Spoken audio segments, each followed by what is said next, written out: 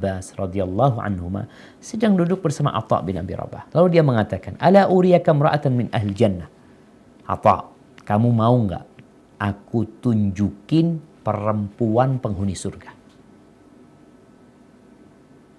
Perempuan penghuni surga. Kita bukan bicara sifatnya, bukan. Ada orang, ada personal tuh penghuni surga dia. Qultu bala, ya tentulah. Mana orangnya? Lalu Abdullah bin Abbas mengatakan, hadhil mar'atus sauda. Itu, ini perempuan yang hitam. Jadi ada perempuan hitam yang sedang bersandar di Ka'bah ya. Nih perempuan yang hitam ini. Engkau tahu, dia pernah datang menjumpai Nabi alaihissalatu wassalam. Faqalat inni usra wa inni atakashaf atau utakashaf. Aku itu kena ayan. Dan kadang-kadang kalau kena ayan itu jadi ya tersingkap auratnya karena dia jatuh atau apa ya. Akhirnya tersingkap auratnya tanpa kemauan dia. Fad'ullaha li. Maka mohonkan kepada Allah agar Allah menyembuhkan aku. Lalu Nabi SAW mengatakan, in syi'ti sabarti walakil jannah. Kalau kamu mau, kamu bersabar. Bagimu surga. Sabar bagimu surga. Wa in syi'ti da'autullaha ayyu'afiyaki. Kalau engkau mau, ya aku bisa doakan engkau agar Allah menyembuhkanmu. Pilihannya ada di tanganmu. Engkau tetap sakit, masuk surga, atau engkau sehat, ya udah sehat aja engkau dapat surga. Wallahu a'lam. Lihat jemaah, kalau kita dikasih pertanyaan seperti itu, apa yang akan kita jawab? Ya kalau bisa sehat masuk surga, Nabi SAW. Iya. Karena kita tidak memahamin bahwa jalan menuju surga itu perlu perjuangan. Dan di depanmu ada pilihan. Engkau bersabar masuk surga atau engkau sembuh di dunia. Urusan surga, ya terserah sudah. Kau tinggal berjuang lagi nanti. Tapi penyakitmu nih, Allah kasih penyakit sama engkau. Allah ingin memberikan anugerah agar engkau masuk surga. Apa kata perempuan ini? Faqalat asbir. Kalau gitu aku sabar, nggak usah didoain. Aku sabar sudah. Tapi ya Rasulullah, aku itu tersingkap. Boleh nggak? Mintakan sama Allah supaya tidak tersingkap auratku. Subhanallah. Ini perempuan menjaga auratnya. Sampai dalam kondisi yang dia tidak dihisap, dia tidak ingin auratnya tersingkap. Sedangkan perempuan sekarang memang dia potong kainnya agar dapat dilihat dan dinikmatin oleh orang. Fada'alah. Maka Nabi SAW mendoakan dia agar dia tidak tersingkap auratnya. Bukan mendoakan dia agar sembuh, tidak. Hadis riwayat Bukhari dan Muslim. Nih, supaya kita dapat memahami bahwasanya sabar ini karunia Allah yang besar sekali. Karena memang hidup ini ujian. Kadang-kala ada orang mengatakan, kita ini mau jalan jauh, apa yang diperlukan? Antum perlu air aja. Air aja udah, bawa air. Yang lainnya ada, air. Yang antum perlukan air. Ketika antum bawa air selamat, yang lainnya bisa didapat.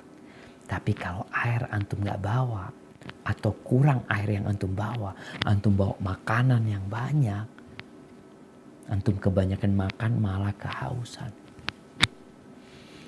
Kondisi manusia dalam musibah dan bala ini jemaah.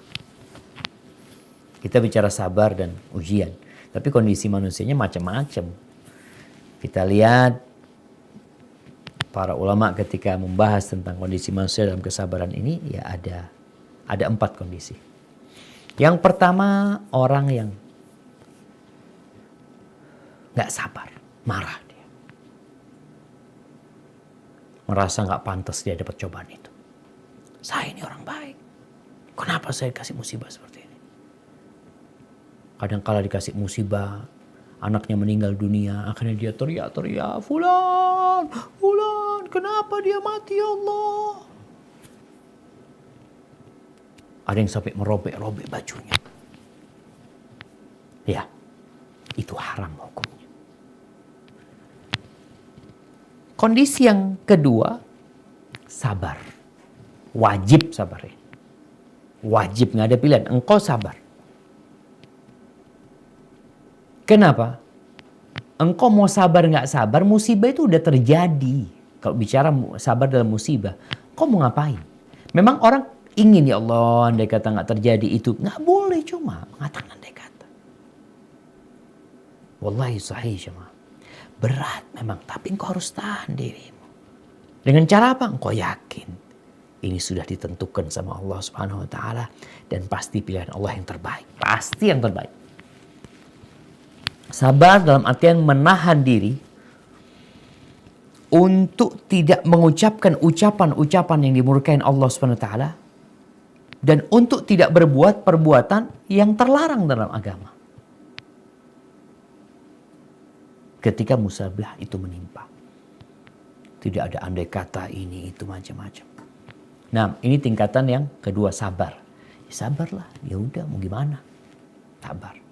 Nahan diri, cuma di diri dia itu nahan, dia ingin ingin berontak, tapi dia tahan diri. Ini sabar. Tingkatan yang lebih tinggi lagi adalah ridho. Dan kalau bicara ridho ini artinya dia udah nggak ada lagi pertentangan di hatinya, udah nggak ada lagi gejolak berontak, itu udah nggak ada. Dia udah memandang ya semua yang Allah tentukan pasti baik ya. Karena yakin Allah Subhanahu wa taala dia Maha Pengasih, Maha Penyayang. Itu ridho. Jadi hatinya udah nggak berontak, udah menerima.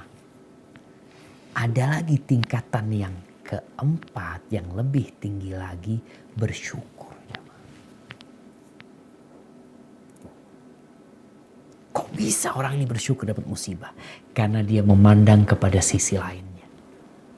Contohnya nih, dia naik mobil, tabrakan, mobilnya rusak. Dia keluar, selamat dia, alhamdulillah ya Allah, alhamdulillah ya Allah, alhamdulillah, alhamdulillah. Antum bersyukur mobilnya hancur, alhamdulillah, anak nggak apa-apa. Mobil hancur udah. Dia bukan hanya menerima, tapi dia bersyukur ya Allah. Karena dia memandang kepada yang lainnya. Kepada sisi yang berbeda. Bagaimana sahabat Nabi, bukan sahabat afwan, anaknya sahabat Nabi, Urwah bin Zubair, seorang tabi'in. Ketika kakinya harus dipotong. Kakinya harus dipotong salah satunya. Dia potong. Lalu dia setelah dipotong, ya Allah, bagimu segala pujian ya Allah. Engkau kasih aku 4, 2 tangan, 2 kaki. Yang kau ambil cuma 1. Karena sejatinya kalau kita memandang kepada yang Allah berikan, lebih banyak daripada apa yang Allah ambil. Di sini yang membuat orang bersyukur. Tapi orang-orang yang sabar, yang nahan diri dan masih berontak dia, tapi terus nahan diri. Karena dia tidak memandang ke sana. Kalau yang ridha, pandangannya kan, oh insya Allah, baiklah, ketentuan Allah pasti baik. Tapi yang ini udah bersyukur. Dia sudah ridha dengan ketentuan Allah dan dia memandang kepada nikmat Allah yang lainnya yang membuat dia bersyukur.